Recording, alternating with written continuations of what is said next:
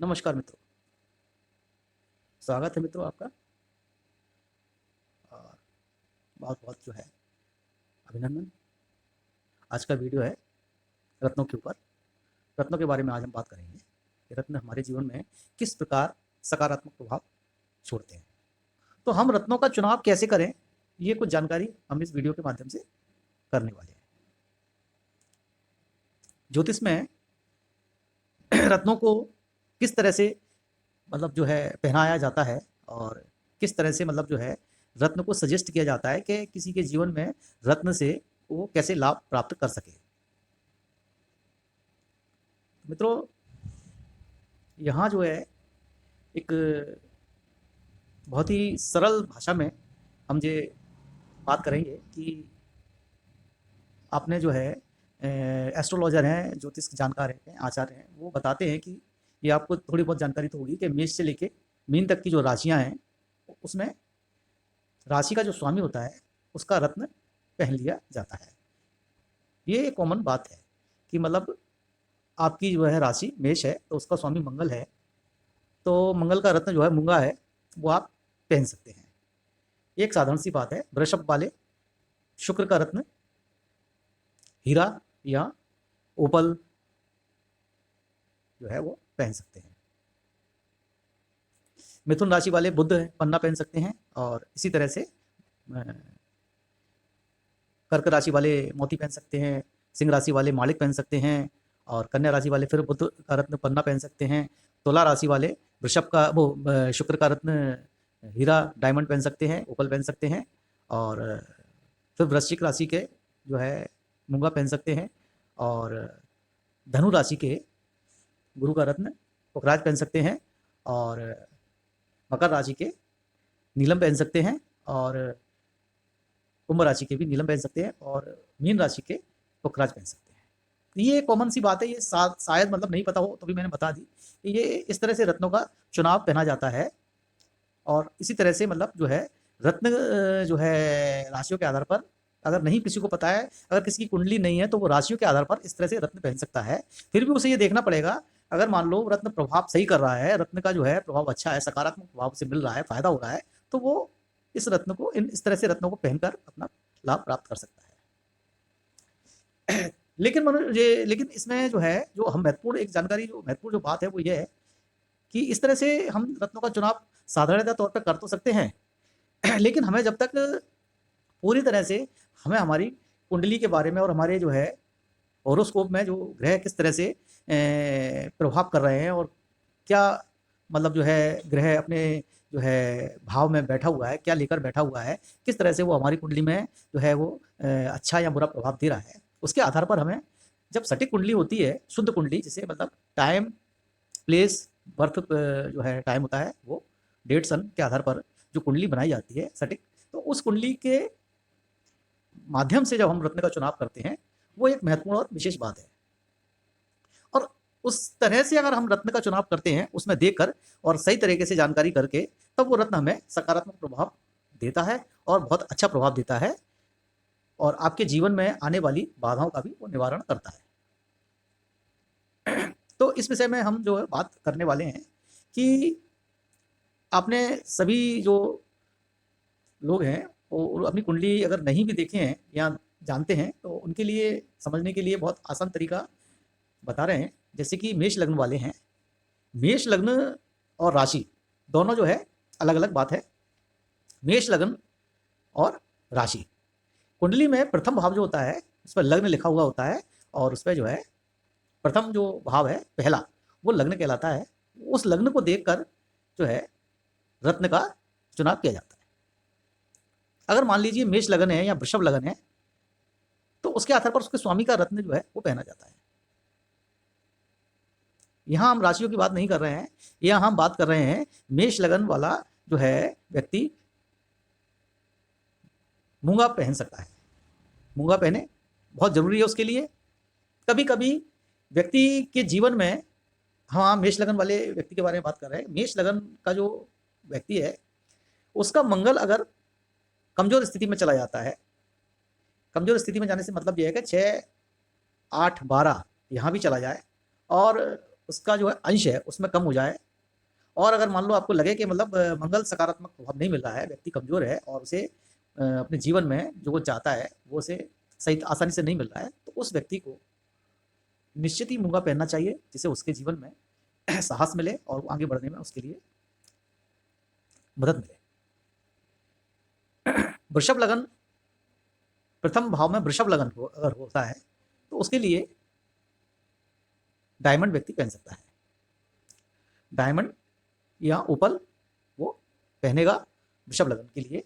शुक्र राशि स्वामी होता है तो वहां पर डायमंड या ओपल उसको पहनना चाहिए। अब ये 7 रत्ती के या 7.25 रत्ती के रत्न के ही मतलब जो है वजन में पहनना चाहिए। 7 या 7.25 रत्ती के वजन में ये पहना जाएगा।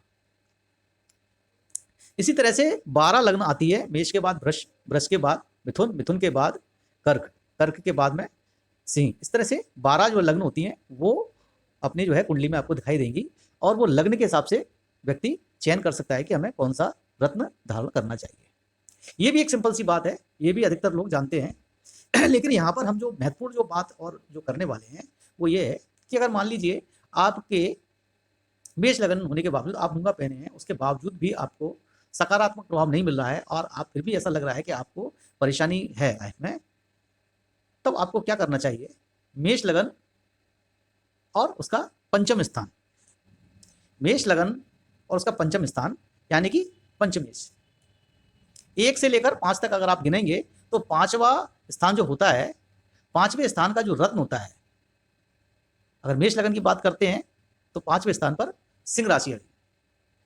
सिंह राशि का स्वामी सूर्य है, तो वहां पर उसकी मूंगा की शक्ति को बढ़ाने के लिए आप सिंह राशि का जो है सूर्य स्वामी होता है और उसका रत्न माणिक भी उसे उसके साथ धारण कर सकते हैं। ठीक है मित्रों, ये आप जो है इतना ज़्यादा मतलब समझने वाली बात नहीं है।